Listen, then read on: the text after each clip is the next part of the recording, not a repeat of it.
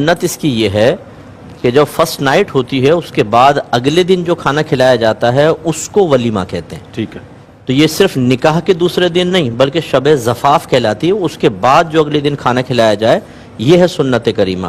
بعض لوگ کہتے ہیں کہ ہم نکاح کے یعنی شادی کے کھانے کے ساتھ ہی ولیمہ بھی رکھ لیں تاکہ دونوں پارٹیز پیسہ ملا لیں تو کم خرچ ہوتا ہے، لیکن اس میں پھر سنت ادا نہیں ہوگی. اسی طرح جب اگلے دن نہیں کیا آگے کبھی چلے گئے تو وہ سنت ادا نہیں ہوئی. یہ تو ہے ہی سنت، جب سنت ہی پوری نہیں ہوئی تو کھانا کھلانے کا پھر آگے کوئی وہ تو پھر عام طور پہ کھانا کھلانا اسے کوئی فائدہ نہیں. یہ کہتے ہیں 12 سال کی بیٹی ہیں، گھر پر ہی قرآن پڑھایا، تو پہلی بات تو یہ کہ اگر آپ کو تجوید سے آتا ہے تو ٹھیک ہے، اگر نہیں تو بچی کو کسی نہ کسی سے تجوید سے پڑھوائے، یہ بہت ضروری ہے.